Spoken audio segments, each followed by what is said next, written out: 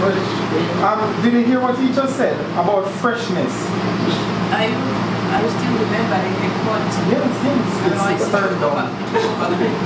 Oh no. It's turned on. And also when you were going to be running out of time. Just another 2 minutes. Just another 2 minutes. And the same thing happens with the fruit. Now there is a group set up for your church.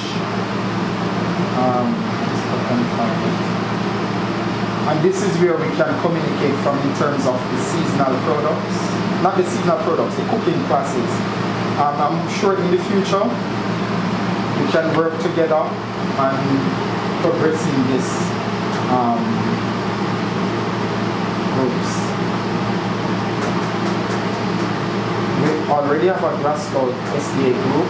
Now this is the Paisley group. So this is where all the operations from your cooking classes will be done from. So you've got to help you when it comes to the catering part or the food part. This is where we can work from.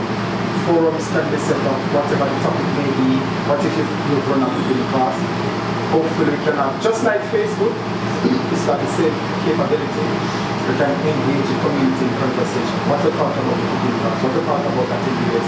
We can set up different discussions and people can talk about it. What that means is we get in what the community is saying about Adventist stuff and what you are doing. It's all there. But what I require for you to do is to register and become a part of this group first. That no, when the new members come in, you can engage with them live online. While you're registering, I get the food organized. I think it's all cooked now. So all I need to do is get them in the serving dish ready for you. But in the meantime, if you'd like to do the honors and register for me, please, there's a part on it that says which church. Please put the name of the church because there are other people registering that are from other churches and we need to sort of bring in the different perspectives. So please, if you'd like to do the honors and register, I could leave it here for you to register while I get the food organized. Thank you very much.